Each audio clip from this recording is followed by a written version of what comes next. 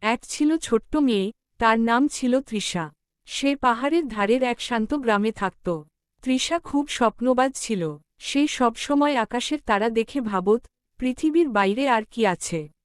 গ্রামের সবাই তাকে বলত, এত কল্পনা করলে চলবে না।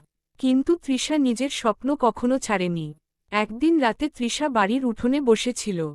হঠাৎ আকাশ থেকে একটি উজ্জ্বল তারা নিচে পড়ল। পুরো চারপাশ নীল আলোয় ভরে গেল। তৃষা ভয় পেলেও কৌতূহল নিয়ে আলোর দিকে এগিয়ে গেল। বনের পাশে গিয়ে সে দেখল, এক সুন্দর পরী মাটিতে বসে আছে। তার সাদা ঝলমলে পোশাক আর রূপালি ডানা চাঁদের আলোয় চকচক করছিল। কিন্তু পরীটির মুখে দুঃখ ছিল।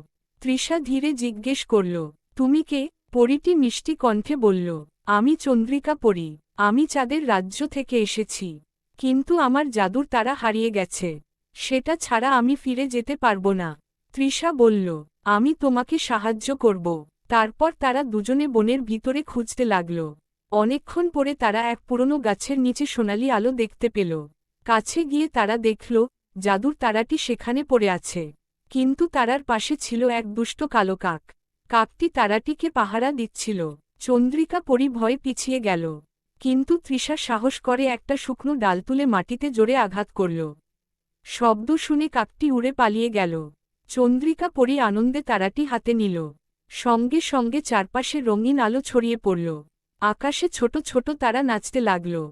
পরীটি বলল, তৃষা, তুমি খুব সাহসী। তোমাকে আমি একটা উপহার দেব।